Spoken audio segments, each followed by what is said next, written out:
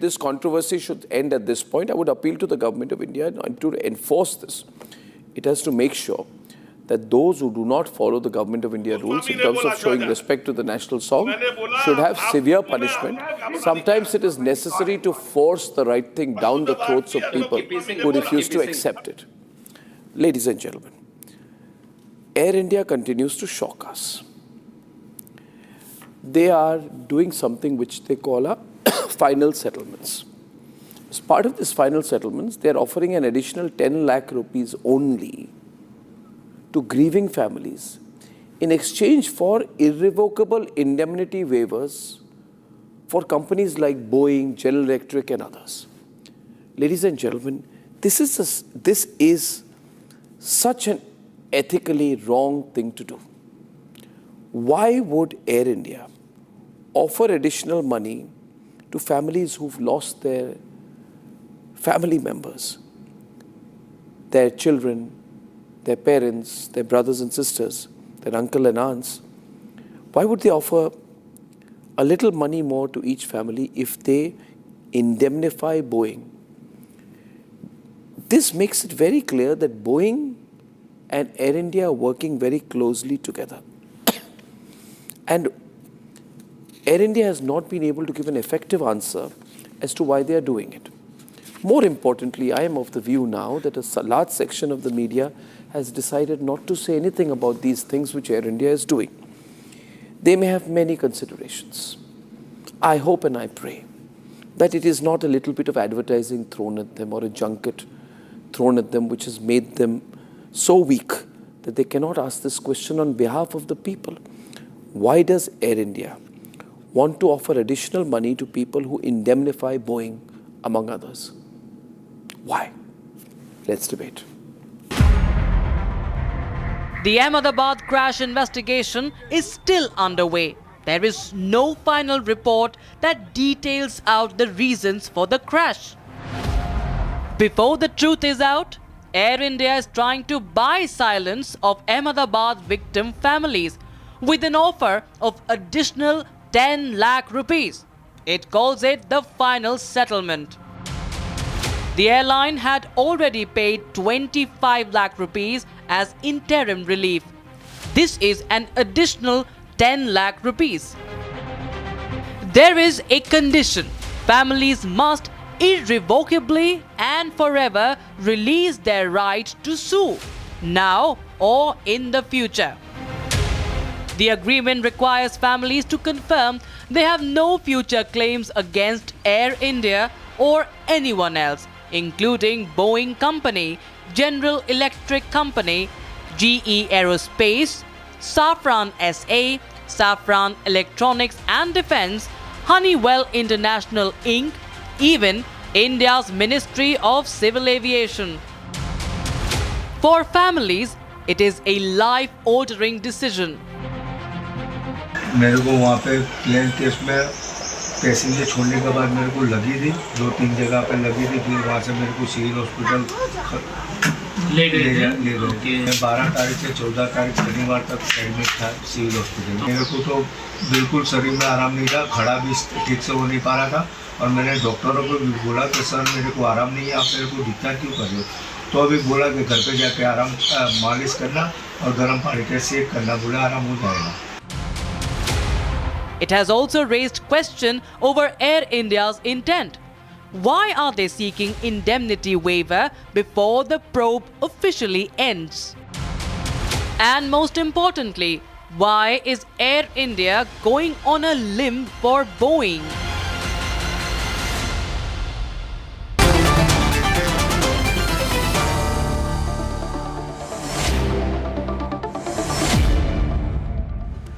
This is like this, among others. Air India says, Captain Minu Wadi, I want to start with you first. Parvez Damania is with us.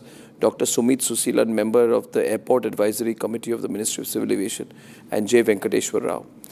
Now, Dr. Susilan, this is madness.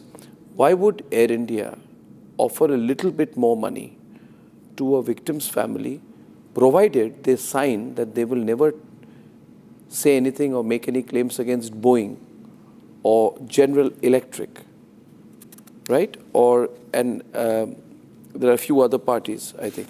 But specifically Boeing. Why is Air India fighting for Boeing? Why is Air India telling people whose family members have died that we'll give you some little bit more money, some 10 lakh rupees, provided you don't say anything anymore against Boeing? This is a scam, a scandal. We do understand, like, the ministry, as we say, with the Ministry of Civil Aviation, we stand with the citizens of the country. Whatever the happen things, and paying them 10 lakh rupees extra, that's definitely is not like, we can justify. Mr. Susilan, you're a member of the Airport Advisory Committee of the Ministry of Civil Aviation? Yes, definitely. What is your background in aviation? I'm an aviation expert. I'm an aviation author. Aviation? Author. Author. What is an aviation Yes. author? I write books on management, the safeties. You write book on safety? Yes, aviation safeties. Have you ever flown a plane? No, I was. Have you ever run an airport? Yeah, we. Have you ever run an we airport? the airline. Yeah, we run the airlines in the airport. We are the part of the committees. Which airport? Raipur. Raipur Airport. Yes. You're part of the committee that runs Raipur Airport. Which company particularly? It's the Government of India, Airport Authority of India. You are part of the Airport Authority of India? Are you an employee of the Airport Authority of India? Not an employee. We are the members of the committee. Who made you a member of the committee? The Ministry of Civil Aviation? Do you have a background in politics close to the Ministry of Civil Aviation? No background of political. So on what basis do you a member of the advisory committee in the Ministry of Civil Aviation? There are people, one minute, let's come. The government must understand this, Minu Wadia. This is the Ministry of Civil Aviation. It is not something कि चलो मैं मंत्री बन गया अब तुमको ले लूँगा I'll get this get that तुमको इस कमेटी में डाल देंगे उस कमेटी में डाल देंगे. It's not right. Sorry, I don't mean to hurt you. This is not the way it works. I am unhappy with this situation. I think experts must be brought into these committees, not anyone else. Now, Captain Minu Wadia, why is Air India saying to people, we'll give you 10 lakh rupees provided you indemnify Boeing? Arnab, this is an extremely dangerous situation, and I hope this matter does not finish after your interview on this TV channel. There's far more in the background that is going on to start with. The very fact that someone automatically has indemnified, that means some matters have been found in the inquiry. And who's responsible for this inquiry? First of all, it's more than 6 months now. Why is some report not come from the inquiry? For a flight, over half a minute, 30-second flight, all you need to do is analyze the DFDR and the voice recorder, and no information has come out to the public. And yet, even today, in the Italian country, in Italy, there's write-ups that the pilots have... I think Mr. Chandrasekharan of Tata owes an answer to the people of India. The Tata Group CEO, Mr. Chandrasekharan, has to tell the people of India, why is a Tata-owned airline? And there's no point in getting touchy about it. I'm told, Arnab, you talk about these things, Tata Group gets very touchy. Well, no problem. You can get as touchy as you want. This is not a corporate network. No pressure works here. What Mr. Chandrasekharan should look into is whether it is true that a Tata-owned Indian airline is negotiating legal protection for a foreign aircraft manufacturer before accountability is established. That is, it's unacceptable. This is a Tata Group. People had such high expectations of the Tata Group. Is the Tata Group airline negotiating legal protection for Boeing before accountability is established? Parvez. No, I think it's absolutely wrong what the Tata Group is doing. Why should they hold the flag for Air India? Why should they hold the flag for Boeing? This definitely implies in some way that Boeing is responsible. So I'll tell you something, Arnab, internationally, if you see the compensations that are paid for minor injuries, we are talking of $100,000 to $500,000. This is American standards. Serious, catastrophic, $1 to $10 million per person, and wrongful death, $2 to $25 million per person. That is the compensation American citizens are given for wrongful death. Here we have not even proved. Why are we talking of giving compensation and closing the file and giving up people's right to sue? people should have right to sue. On the contrary, I think all the people, families who got together should get together. The people who died and Do you think file a Mr. suit with the Chandrasekharan of court. Tata Group does not know about this maybe? Maybe. Oh, how can he not know? But what? But now he knows. They- Now he knows. Unless he suspects that there is something really wrong with Boeing and some issues have. Why is an Italian company saying that the pilot is responsible? Today, Horrible. the Supreme Court has told the DGCA that within 3 weeks the report was to be brought out. So let us see now what report the DGCA and the Ministry of Civil Aviation bring No, see, out. if Air India is trying to close the matter, it's okay, they're trying to. But my question is, there's a law firm which represents several of the deceased and injured who has opposed this indemnity, rightly so. They have said Great. that. Good. They have said that out of our 100 clients, 3 families have already received settlement offers of this nature from Air India. Now, my question is here, Venkateshwara, what's going on? If the truth is not known, why is Air India in a hurry to close legal doors for Boeing and others, and also for DGCA? Individuals. I'm saying, Individuals. how can Air India say, I will indemnify the government of India? How can No. Air India go to anyone and say, in the future, you will not go against the Ahmedabad airport, you will not go against DGCA, you will not go against Boeing, you will not go against Honeywell? Who is Air India to do that? Unless Air India has been mandated to do that, which I don't know about. Mr. Rao.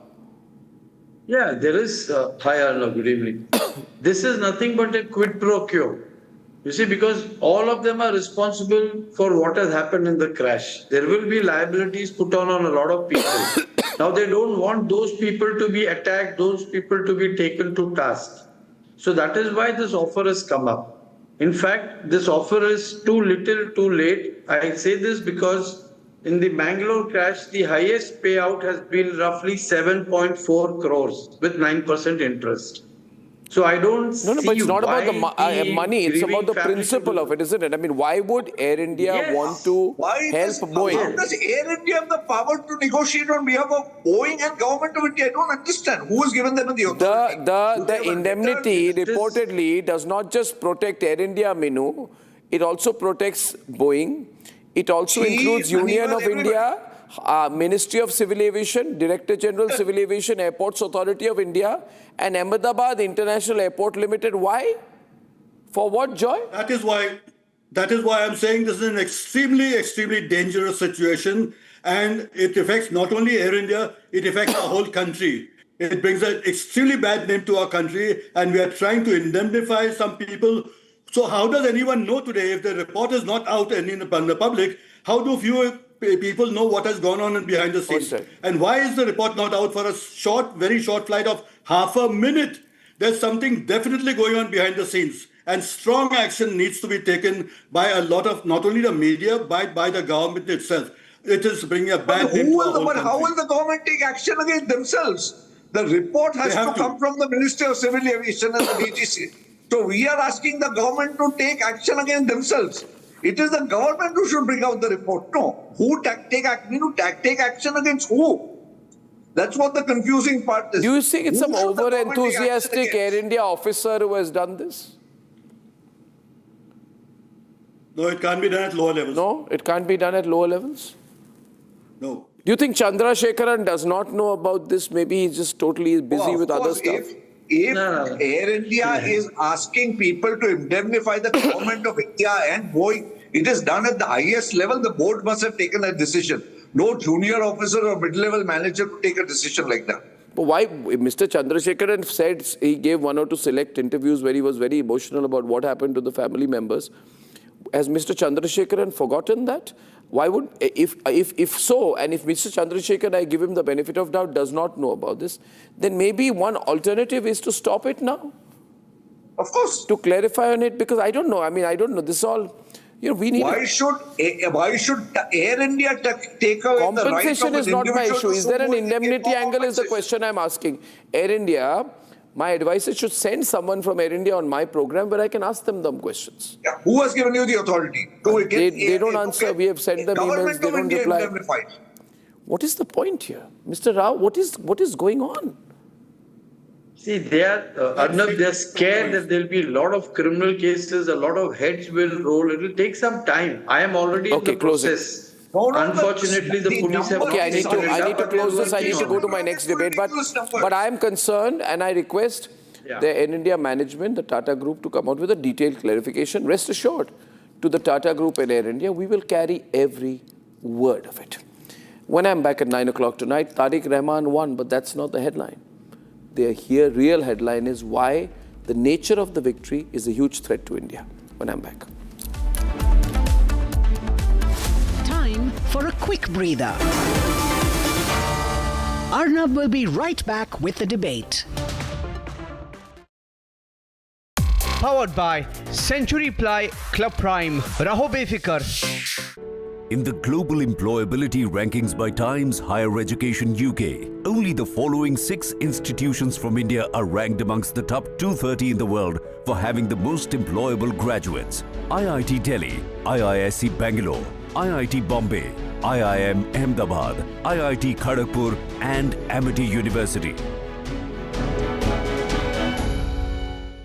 MDH की हल्दी मिर्ची धनिया करे कमाल, ये रंग दे, ये खुशबू दे, ये तीखा, ये कम पड़े, क्या निराला MDH मसाला। केसरिया से मन जोगी हुआ रे, दिल झूमे देखो, मतवारा हुआ रे, केसरिया से मन जोगी हुआ। हर पल मनाओ केसरी त्योहार। विमल, बोलो जुबान केसरी। आर प्योर सूजी पास्ता उबालो मिलाओ और खाओ 8 मिनट में तैयार। क्या टेस्ट है सबका राजा आर प्योर मसाला।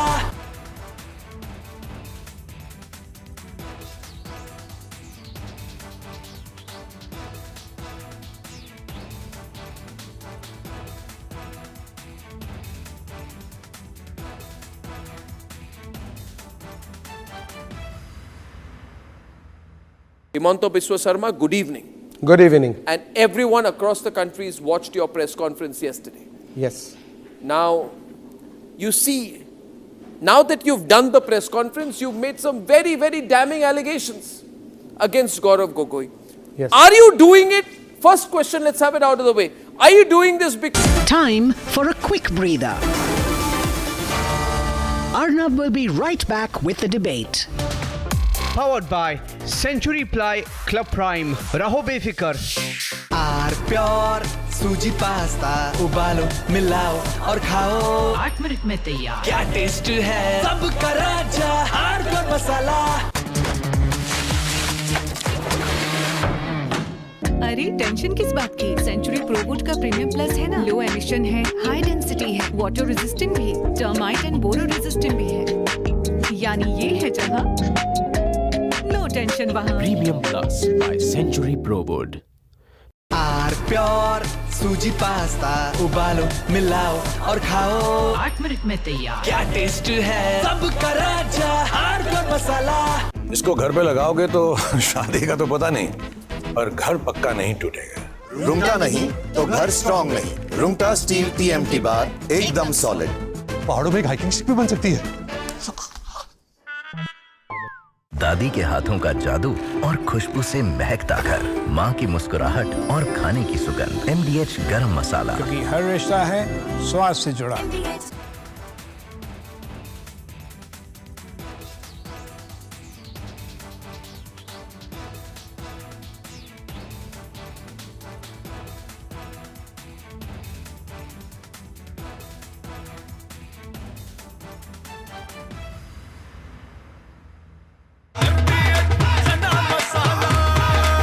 अब छोलिया हो या लोबिया, सफेद चने या काले चने, सब कुछ मजेदार बने। I am absolutely fed up, like you are, I'm sure, with the U-turns of the BCCI and the ICC and cricket politics. And I feel bad, like every citizen of India does, that these people, because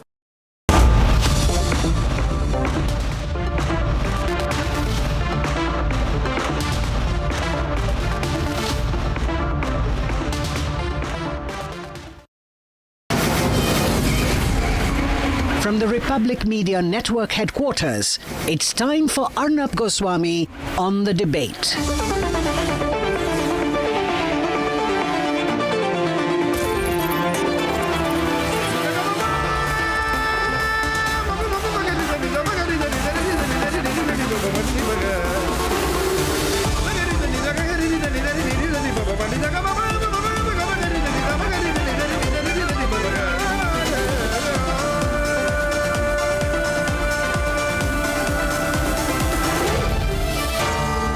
Arnab Goswami on the debate. Ladies and gentlemen, the results of the Bangladesh elections are out, and the headline is not what the media is telling you. The headline is not that BNP has won, that Tariq Rahman will be the next head. No, that is not the headline. The real headline is in the nature of the victory. The entire western border of Bangladesh, from the Chicken's Neck to the Bay of Bengal, has been won by the dangerous, hardline, radical, Islamist, Pakistan, backing, Pakistan supporting Jamaat-e-Islami. Look at the map. The map reveals it all, ladies and gentlemen. The entire border with West Bengal and India has now been taken over by the Jamaat-e-Islami. The Jamaat-e-Islami has won a massive number of constituencies bordering Indian states. To be precise, 24. Jaipur Hat, Nagaon, Rajshahi, Meherpur, Chuadanga, Jashore, Satkira, and ladies and gentlemen, also the two constituencies bordering the Chicken's Neck, the Siliguri corridor, Kurigram 1, Nipamari 1. Entire Chicken's Neck corridor area won by the Jamaat-e-Islami. They've also won 4 constituencies bordering Meghalaya, Kurigram 1, 2, 3 and 4. There were 1 constituency bordering Tripura, Kumilla 2. There were 1 constituency near Assam, Sylhet 5. This is a very high concentration of radicalization in the bordering areas of India, mostly in West Bengal. And my question is, remember, this is a pro-Pakistani group, which means that radicalization is spread in the entire area of Bangladesh, which borders India. That is the threat. Mamta Banerjee, my question is to you. Are you happy with this? Or are you worried about it? You can't keep quiet anymore. You must tell us, are you happy or worried about the presence of the Jamaat-e-Islami on the borders of Kolkata? The nation wants to know. The Jamaat controls the border areas. And why am I talking about the Jamaat? Because we have reason to be worried about the Jamaat. This was previously banned in Bangladesh, presently banned in India. The Jamaat-e-Islami was banned because its organization collaborated with the Pakistani army during the 1971 war. Ladies and gentlemen, that man Yunus, the political invertebrate, lifted that ban. This is the same Jamaat-e-Islami which was banned post-independence in Bangladesh. It aligned with the Pakistani army. So it's like a junior partner of Asif Munir, which means Asif Munir is controlling all the border areas through the Jamaat-e-Islami. It funds the Hamas, ladies and gentlemen.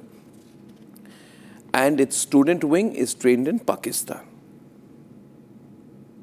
This is the reality. This is the group that targets Hindus. Now, viewers, remember I showed you the map. I've told you what the Jamaat-e-Islami is. Therefore, I'm putting the Bangladesh election in the context of the country. And there is an immediate context. If radicalization spreads a little bit over from the border areas where the Jamaat-e-Islami has won into, which it already has, I believe, into West Bengal with Mamta Banerjee's support, then remember the pictures from April last year, when hundreds of Hindus, thousands of Hindus, maybe, I don't know the exact number, were displaced because of riots and violence in Murshidabad in West Bengal. Remember these pictures, ladies and gentlemen. The visuals of the riots showing burnt homes, shops, damaged cars, people running away. Remember what happened in Malda, dear viewers, after a Hindu procession had passed by a place of worship in March 2024, arson, vandalism, rioting, physical assaults. Dozens of people were arrested following the Malda clashes. So we've seen in Malda and Murshidabad what happens when radicalization spreads. But most importantly, radicalization and terrorism are linked. So we need to be real about this. Mamta Banerjee must look at these pictures and not celebrate. She should be concerned as long as she is at least the Chief Minister of Bengal for now. Ladies and gentlemen, when Republic Bangla launched, we showed visuals of training provided. the Jaish-e-Mohammed Bangladesh JMB terrorists who were planning to carry out attacks in Assam and Bengal. We showed these visuals. This was visuals which were part of an expose done by Republic Bangla. Back then, the Sheikh Hasina government, following our expose, had taken action against them.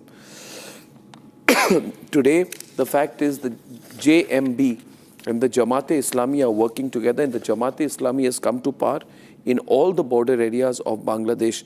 It will govern at least 24 constituencies adjacent to Indian borders. And all of this happening at a time when Hindus are being killed in Bangladesh. When Dipu Chandra Das died, why was a Hindu factory worker in Maimar Singh killed? Why was he lynched over false blasphemy allegations?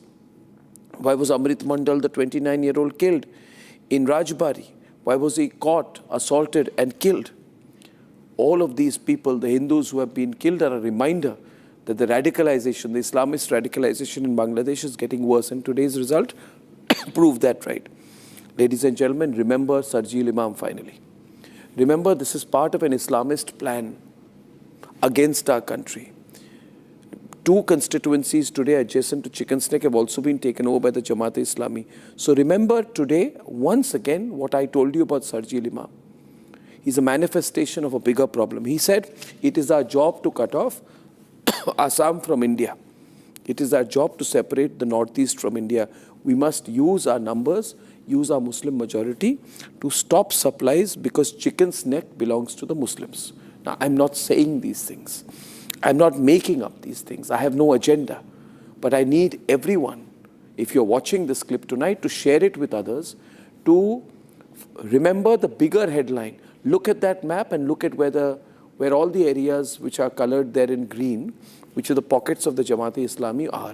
They are right next to our borders. And that is something we need to be not cautious, but extremely alert about. Please share this, so if nothing else, we are aware of the danger we face.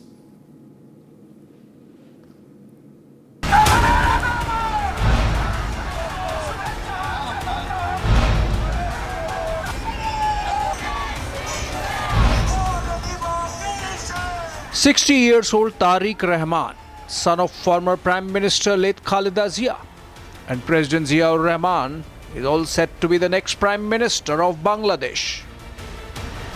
His BNP won a landslide majority in Thursday polls, held 18 months after Sheikh Hasina's democratically elected government was deposed in a coup masquerading as a student protest.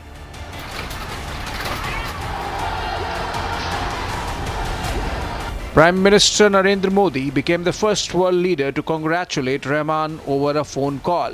The forward-looking conversation focused on peace, prosperity and progress of the neighborhood. There's almost a sense of relief in New Delhi. BNP is after all mainstream, and more radical Jamaat has been held at bay by the electorate. But superimposing the results on the map of Bangladesh tells a different story. The areas in green are where anti-India Jamaat candidates have won. Along the border with Bengal, co-terminus with the Chicken's Neck corridor, then with Assam and Tripura. This should worry India's national security apparatus. The pro-Pakistan Jamaat was part of the 2004 Chittagong arms conspiracy against India.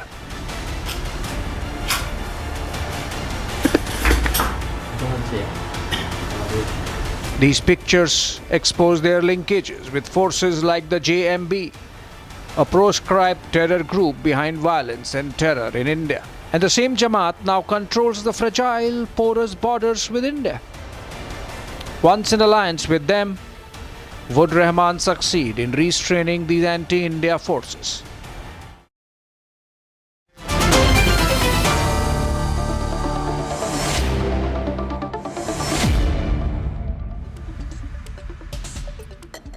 So, Sanju Verma, General Bakshi, Advocate Tausif Khan and Tala Amar Rashidi.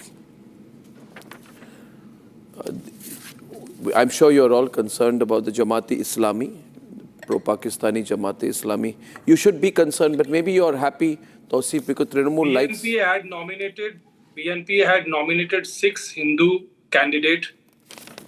1 Hindu MP has one in Bangladesh. Unfortunately, ISI got funding from Jamaat-e-Islami got funding out from of the ISI. out of the two evils, BNP is the lesser. Jamaat-e-Islami received ISI funding. So thank God that Jamaat has not formed the majority. It is the BNP who is forming the government. But you see, the And point Awami is, 1 minute, I get that. Thank God for that. I agree with you on that. But my point is, I was looking at the map. I'm sure you're looking at the map as well. General Bakshi, can I show you the map? If you look at the map, then you find that there are 24 constituencies where they have one Jamaat-e-Islami. And this is a very radicalized, dangerous group. They have one in all the borders around West Bengal and Chicken Snake. Are you seeing the map, General Bakshi? It should have been closer. It should have been more detailed. That's a bad map. I hope the production team changes that later. General Bakshi.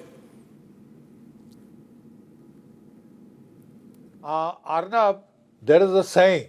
It should have been a detailed map. Zoom is worth 1,000 words. Can you hear me, Arnab? Just asking the production team to zoom in on the map because long shot is not making sense. I just told them. But please continue, sir. Please. Yeah.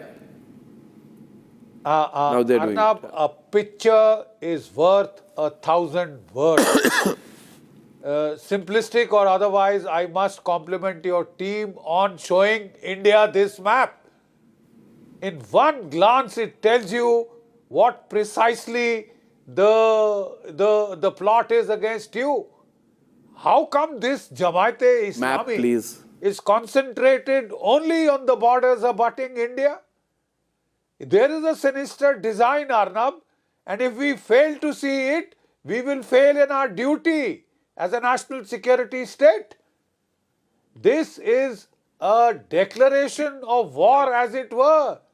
These green splotches abutting your border are bridgeheads for destabilization, bridgeheads for sending in terrorists and terrorism, for unfolding the ISI's nefarious designs.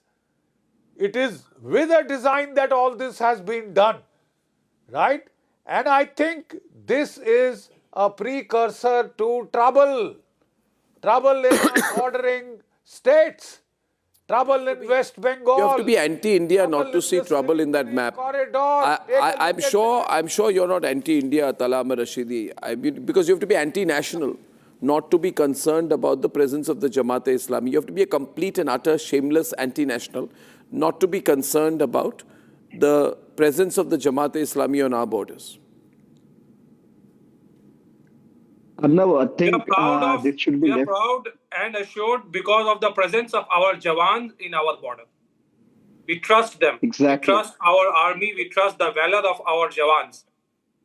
And perhaps what has come out from the China standoff, this time I hope if Bangladesh tries to go into any misadventure, there should be no lack of political decision. There should be no indecisiveness from the political clout because our armed forces require clear decisions, require free hand to take action as appropriate. And not what has come from the recently, we saw the uproar and Rahul Gandhi was not allowed to quote the book from the book of the general. And we saw what happened you're moving off in subject. China. So Arnab, can I come in? Sanju and Tala. Yeah, Sanju. Thank you.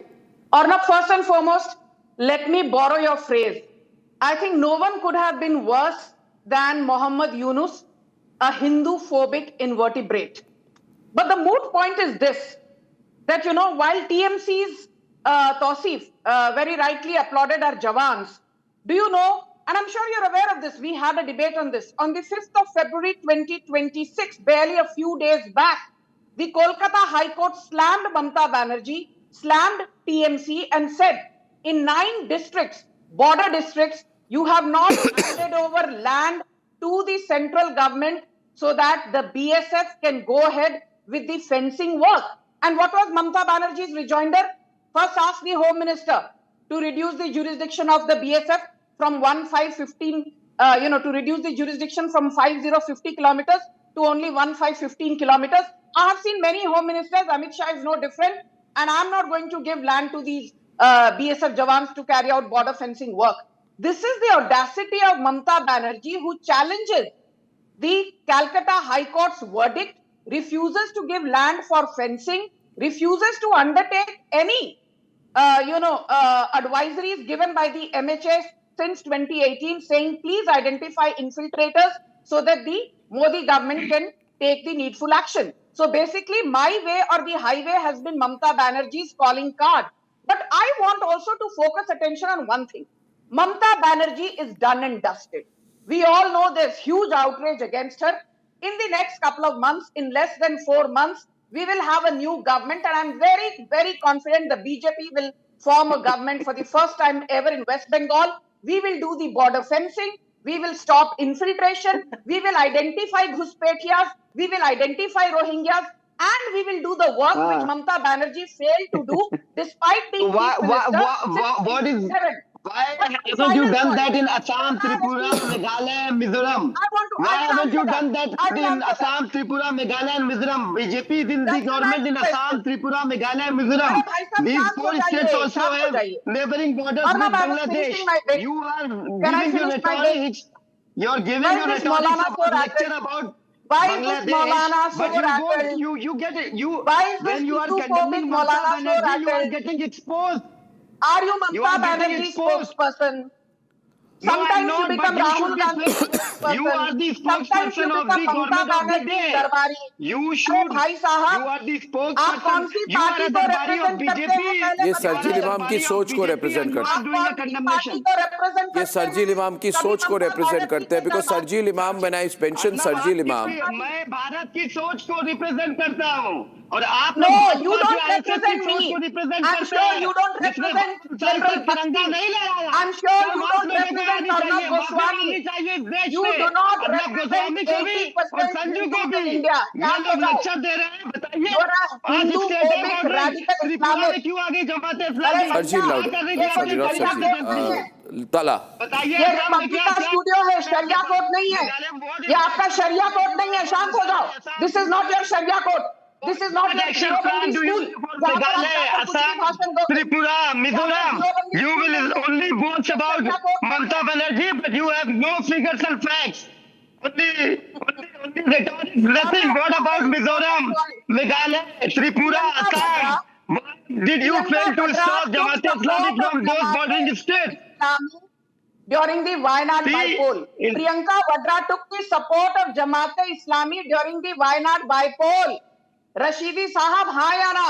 Priyanka Vadra ने सीना तान के कहा पहली बात रशादी और जमाते इस्लामी हिंदुस्तान में आज से नहीं है. हिंदुस्तानी जमाते इस्लामी अलग और आज से नहीं है. आजादी के वक्त से, आजादी के वक्त से गवर्नमेंट अभी अजीत डोभाल जी मीटिंग की थी, उसमें जमाते इस्लामी के लोग थे. उसमें भी जमाते इस्लामी के लोग थे. आपको पता तो कुछ रहता नहीं है.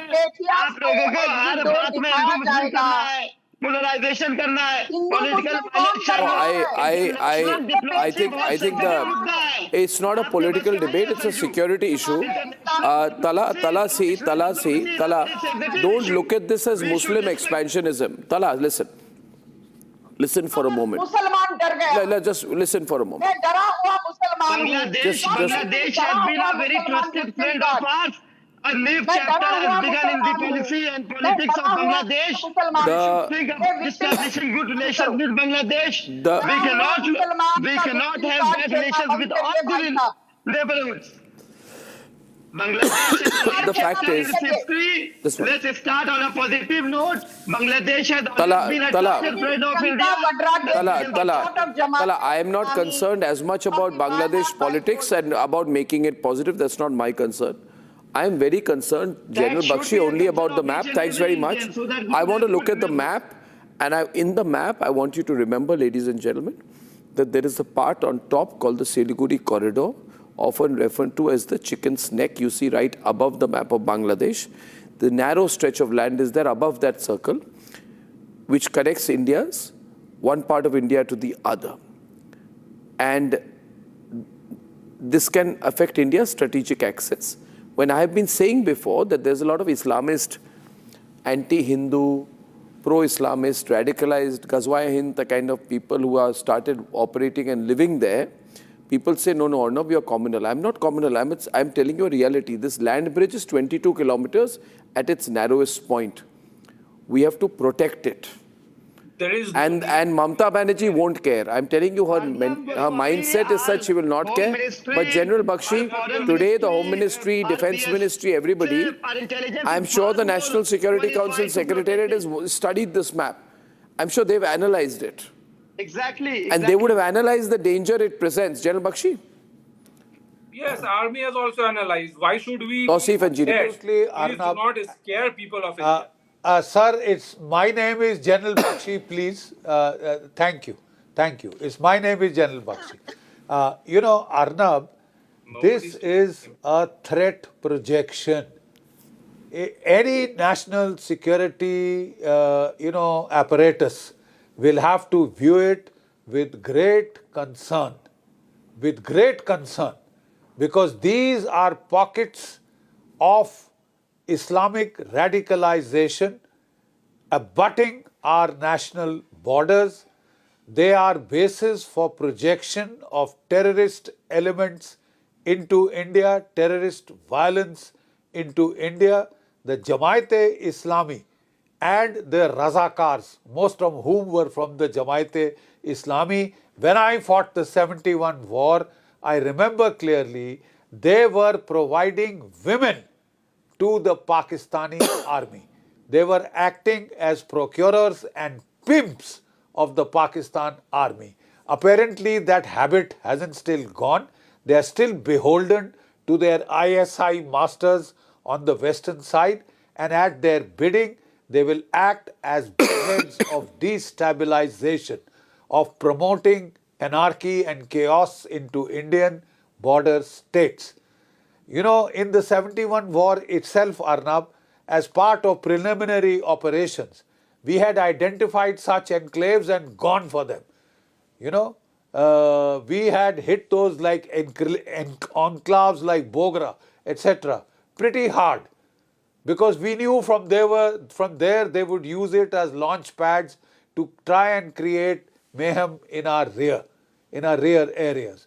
As far back as that, the strategy hasn't changed. It has just been crystallized. The colored revolution in Bangladesh was done jointly by the CIA and the ISI. The prime foot soldiers were the Jihad-e-Islami.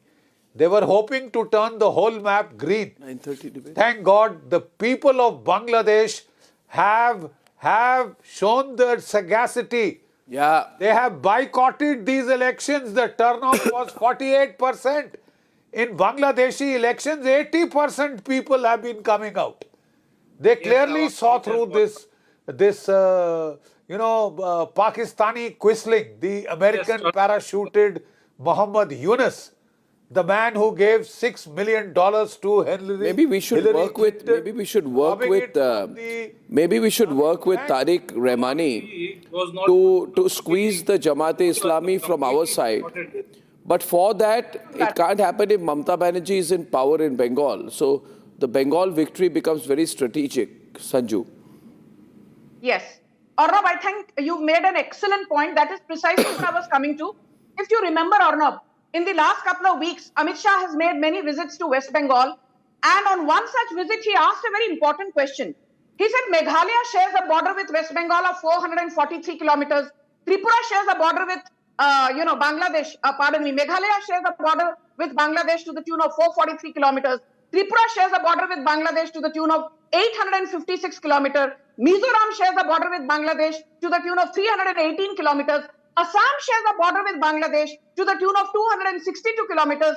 But why is it that only the infiltration problem is largely limited to West Bengal, which I agree has a 2,217 kilometer with Bangladesh, far more than a Tripura and Assam or a Meghalaya, what have you. But the fact is, the lack of political will on Mamta Banerjee's part to stop infiltration can be understood by anyone with an average IQ of just 4040. And I say once the BJP comes to power, the debate is on international relations of Bangladesh, but this woman sitting as the spokesperson of BJP will only talk about polarization, will only talk about Bengal elections, will only talk about internal politics. The debate is about Bangladesh, but you have but you don't have any IQ of international relations. You will only discuss. You will only discuss. You will have to say Bharat Mata Ki Jai, which you don't want to do. Because you belong to the Deobandi school of thought. You are a radical Islamist. You belong to the Deobandi school of thought. You have a problem with Vande Mataram. You have a problem with saying Bharat Mata Ki Jai. You have a problem with saying Jana Gana Mana. So I can understand any pro-India step by the Modi government. No, all I wanted to do today, I don't want to start a political debate on this. All I wanted to do was highlight the map. See, what has happened, viewers? Every media network has got the headline wrong. For me, it doesn't matter Tariq has become or anyone becomes. What is bigger is the Islamist threat, which means the results of the Bengal elections are strategic, not political now. I hope everyone understands. Ladies and gentlemen, I'll move on now to what appears to me to be a fed-up situation by the BJP, which is now escalating the attack on Rahul Gandhi. Very often people thought, okay, the BJP thinks Rahul Gandhi is their biggest asset. He is. But yesterday they moved a notice to initiate a substantive motion against him, seeking the cancellation of his Lok Sabha membership and a lifetime ban from contesting elections. In the notice submitted, they said that Rahul Gandhi's visits to foreign countries, Soros, globally questionable collections, are part of an overall attempt to collude with anti-India forces. And today, Ravi Shankar Prasad had a follow-up press conference. Is it going to become more intense between both these sides? This is what Ravi Shankar Prasad said. ये विदेश गए America में, London में, Malaysia में, Singapore में, जहां जहां गए भारत का लोकतंत्र फेल कर गया है. ये भारत के लोकतंत्र को बदनाम करना विदेश में उनकी आदत बन गई है. ये विदेश गए अमेरिका में, लंदन में, मलेशिया में, सिंगापुर में, जहां जहां गए भारत का लोकतंत्र फेल कर गया है. ये भारत के लोकतंत्र को बदनाम करना विदेश में उनकी आदत बन गई है. ये विदेश गए अमेरिका में, लंदन में, मलेशिया में, सिंगापुर में, जहां जहां गए भारत का लोकतंत्र फेल कर गया है. ये भारत के लोकतंत्र को बदनाम करना विदेश में उनकी आदत बन गई है. ये विदेश गए अमेरिका में, लंदन में, मलेशिया में, सिंगापुर में, जहां जहां गए भारत का लोकतंत्र फेल कर गया है. ये भारत के लोकतंत्र को बदनाम करना विदेश में उनकी आदत बन गई है. Okay, we're going to open this up. Sanju, how has it suddenly become a realization? Okay, let's open up with phone lines on this, ladies and gentlemen, so we get a sense of how the people of India think about it. Okay, so he's behaving badly in childish way suddenly, and I saw some pictures of him sitting he's sitting on a school bench, he saw in the gate of Parliament. Can we run those pictures, please? Totally childish behavior, but national security threat, really? You can say he's childish. He is. But national security threat, will people accept that? Okay. I think, Arnab, you understand Rahul Gandhi and his tantrums much better than any one of us. But I will just say this. You look at what Rahul Gandhi said at Cambridge. Yeah. I don't know if I'm audible because I can see Rahul Gandhi. You are audible. I was just talking to my producers. They got some things wrong as usual. Okay, sorry. Yeah. You seem to have a bad throat. Yeah, very bad. I think after those 7 minutes, completely making mincemeat of Rahul Gandhi's gone viral. Oh. That's the cost of that. Yeah, you're trending on Twitter, you know that. Is it? So let me just say this. Let me say this, Arnab. Rahul Gandhi, 2 years back, went to Cambridge. What did he say? He said, why is it that the European Union and United States of America are not intervening when a large chunk of democracy is coming undone in India. Basically, Rahul Gandhi implicitly and explicitly asked foreign powers to interfere in India's democratic affairs. Point number one. Point number two, this is the same Rahul Gandhi who a couple of months back went to Houston. What did he say? अरे आपको पता है भारत में जो Sikh community है उन्हें कड़ा पहनने की इजाजत नहीं है, उन्हें गुरुद्वारा जाने की इजाजत नहीं है, उन्हें सर पे पगड़ी बांधने की इजाजत नहीं है. He basically not only mocked the Sikh community, he actually played the religion card very divisively, trying to portray that the Modi government is anti-Sikh. Now, is that something that a nationalist is expected to do on foreign soil? No. But the word nationalist is alien to Rahul Gandhi. This is the same Rahul Gandhi who goes and gives a jadoo ki jhapti to whom? To a lady called Ilhan Omar, who does not use the word Pakistan occupied Kashmir. She calls Kashmir as India occupied Kashmir. Rahul Gandhi speaks the language of Al Jazeera, which has never accepted the fact that Kashmir is an integral part of Indian soil.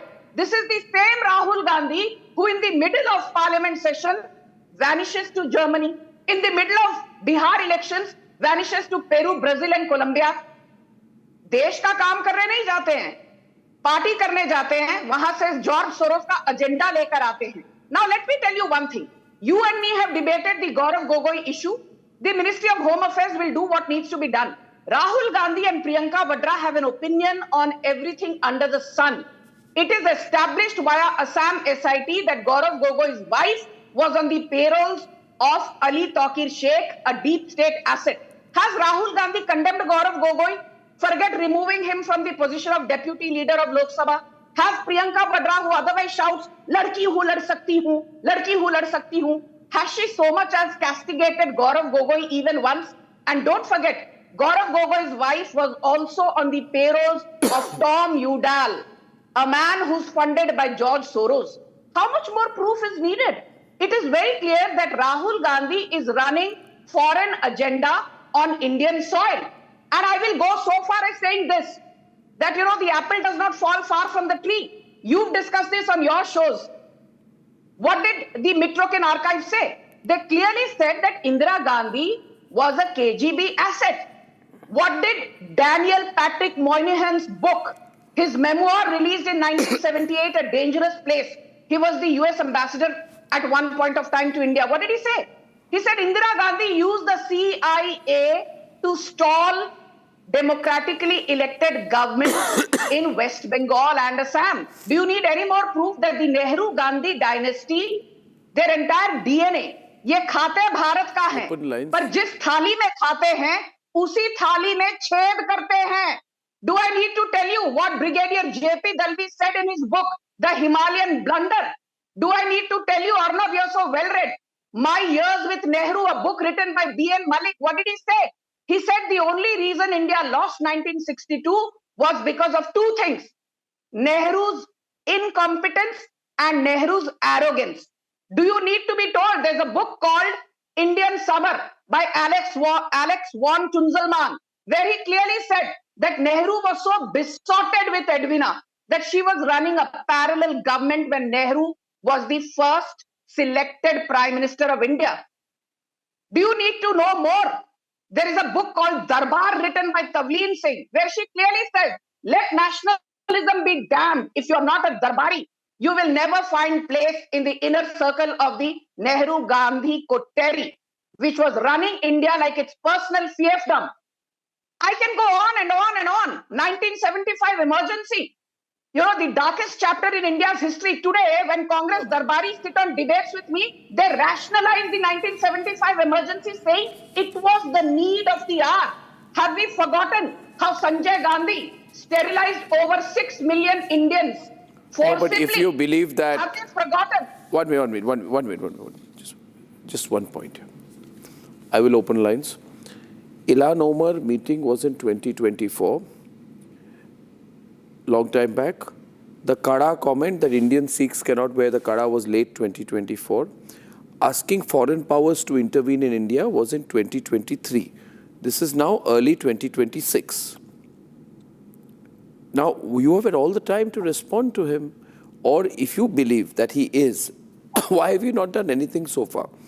And if you believe he is, as you've said, an active conduit of the Soros Foundation, and if you believe that he is an active member of Ford Foundation, and Ford Foundation is part of regime change in different parts of the world, you have to bring something substantive. You are a ruling party in the world's largest democracy. This cannot be insinuation by an individual member of parliament, because these are serious matters. If you don't prove it, then people will say that you're throwing muck without checking, right? Arnab, you understand politics so well, just sorry to interrupt you. What has Kiran Rijiju said? Kiran Rijiju is the Parliamentary Affairs Minister. He has categorically said that we are moving a motion against Rahul Gandhi to terminate his Lok Sabha membership. The entire world said that the Modi government is so weak, you will see nothing will happen of the National Heron case.